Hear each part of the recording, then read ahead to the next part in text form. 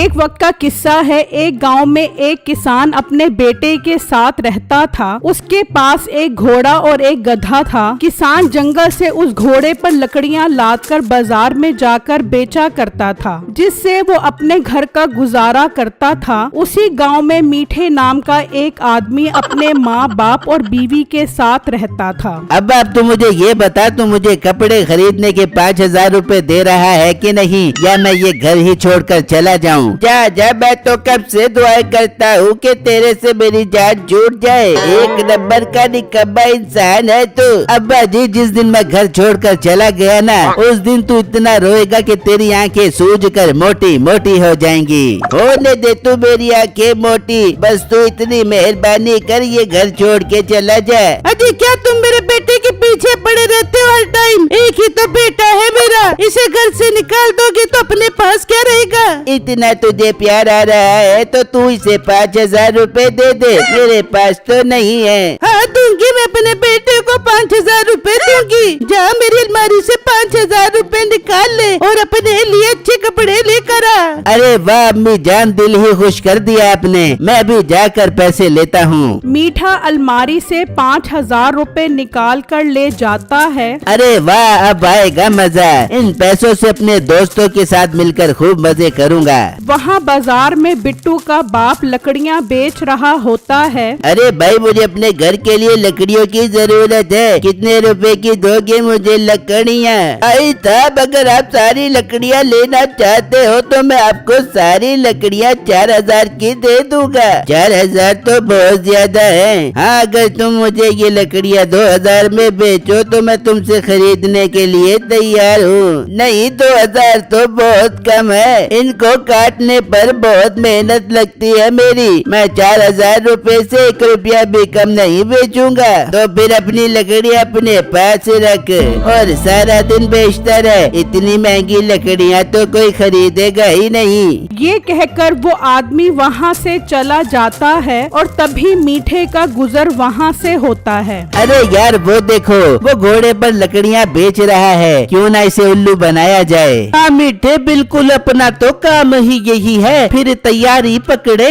हाँ बिल्कुल पकड़ते हैं, बस तुम दोनों टाइम पर रास्ते में मिलना, तब तक मैं इसे अपने जाल में फंसाता हूँ। ये कहकर मीठा उस किसान के पास आ जाता है। सुनाओ बाबेओ, ये लकड़ियाँ बेच रहे हो? हाँ बेटा, बिल्कुल बेच रहा हूँ। 4,000 की आपको खरीदनी है? हाँ बाबा जी, मैं आपसे 4,000 नहीं बल्कि 5,000 में ये सब कुछ खरीदूंगा। बताओ बेचोगे? हाँ बेटा, मैं बिल्कुल बेचूंगा। लाओ 5,000 रूपए दो और ये ले लो। ओहो, मैं तो पैसे उठाना ही भूल गया। आप एक काम करो, मेरे साथ मेरे घर चलो, मैं वहाँ से आपको पैसे उठा देता हूँ। हाँ बेटा ठीक है, चलो। फिर वो मीठे के साथ चल पड़ता है। वो थोड़ा आगे जाते हैं तो मीठे का दोस्त आ जाता है। अरे वाह, मैं तो लकड़ियाँ ही खरीदने जा रहा था। शुक्र है आप लोग मिल गए। भाई मैं ये लकड़ियाँ खरीदना चाहता हूँ, कितने की बेचोगे? भाई ये लकड़ियाँ मैं आपको 6,000 की बेचूंगा।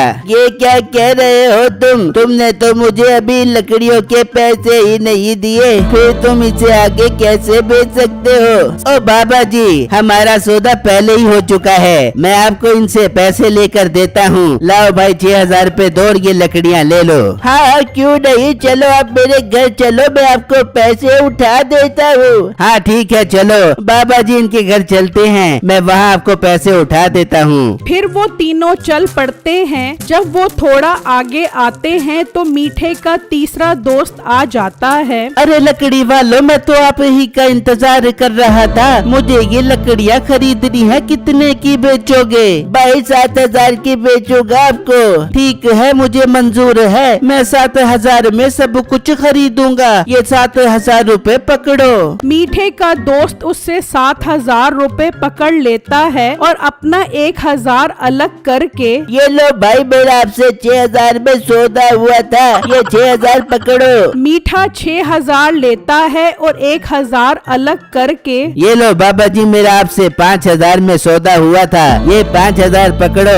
और लकड़ियाँ सब कुछ इसे बेच दो। सब कुछ का क्या मतलब, मेरा तो सिर्फ तुमसे लकड़ियों का सौदा हुआ था। ओ बाबा तू पागल तो नहीं हो गया, तेरी लकड़ियाँ 7,000 की हैं भला, मैंने तो घोड़े समेत कीमत लगाई थी। और मैंने भी 6,000 घोड़े समेत ही लगाए थे। वो सब उसे इतना उलझा देते हैं कि उसे समझ नहीं आती और वो उससे लकड़ियों समेत घोड़ा ले जाते हैं। वो बुजुर्ग उन्हें देखता ही रह जाता है और वो उदास परेशान घर पहुंचता है। क्या हुआ अब्बू जान, आप इतने परेशान क्यों हो, सब खैर तो है? बेटा खैर ही तो नहीं है। फिर वो बिट्टू को अपने साथ हुआ सारा वाकया बताता है, जिसे सुनकर बिट्टू को बहुत गुस्सा आता है। अब्बू जान ये तो लोगों ने आपके साथ ठीक नहीं किया और हमारा घोड़ा भी ले गए। हाँ बेटा, अब तो मुझे आगे की फिक्र हो रही है कि हम क्या करेंगे। अब्बू जान आप परेशान मत हो, अल्लाह सब बेहतर करेगा। मैं अपने दोस्त के पास जाता हूँ और उससे मशवरा करता हूँ। ये कहकर बिट्टू वहाँ से निकल जाता है और अपने दोस्त के पास आ जाता है और उसे सारी बात बताता है। यार बिट्टू, बहुत तेज लोग थे वो जो तेरे अब्बू को उल्लू बनाकर लूट लिया। हाँ यार बहुत तेज लोग थे, पर यार अब कोई हल निकाल जिससे उन लोगों को अच्छा सबक मिल सके। यार तुम्हारे पास एक गधा है ना, तो उस पर लकड़ियाँ लाद कर उस बाजार में जाकर खड़ा हो जा, वो दोबारा वहाँ जरूर आएंगे। बाकी मैं तुझे सारा प्लान बताता हूँ कि आगे करना क्या है। फिर बिट्टू का दोस्त उसे सारी तरकीब बताता है, जिसे सुनकर बिट्टू के अंदर अपना घोड़ा वापस लाने की उम्मीद पैदा हो जाती है। पर यार मैं इस तरह की घास कहाँ से लेकर आऊँ? बिट्टू वो गांव के करीब बख्तारा वाली पुल के साथ लगा है, वहाँ से तोड़कर अपने गधे को खिला दे।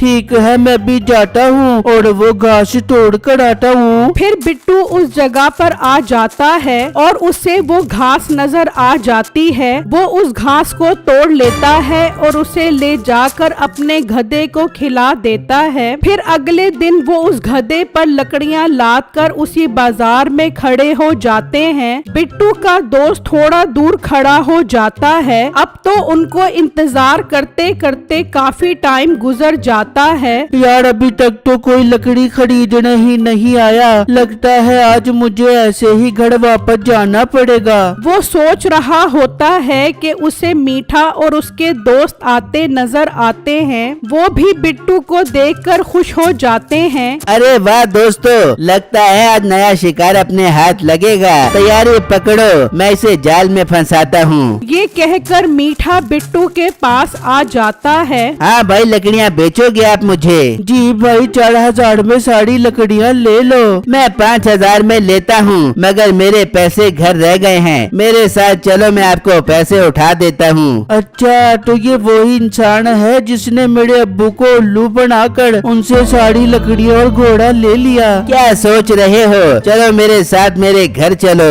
हाँ भाई ठीक है चलो। वो दोनों वहाँ से चल पड़ते हैं। थोड़ा आगे आते हैं तो मीठे का दोस्त आ जाता है। अरे वाह भाई, मैं तो लकड़ियाँ ही लेने जा रहा था। शुक्र है आप लोग मिल गए। कितने की लकड़ियाँ बेचोगे? भाई 6,000 की लकड़ियाँ बेचूंगा। बिट्टू कुछ नहीं बोलता, बस खामोशी से अपने वक्त का इंतजार करता है। ठीक है भाई, आप मेरे साथ घर चलो, मैं आपको पैसे उठा कर देता हूँ। फिर वो तीनों वहाँ से चल पड़ते हैं। थोड़ा आगे आते हैं तो उनका तीसरा साथी आ जाता है। अरे भाई वाह, क्या किस्मत है मेरी, मैं लकड़ियाँ ही लेने जा रहा था और आप लोग आ गए। कितने की बेचोगे मुझे ये सब कुछ?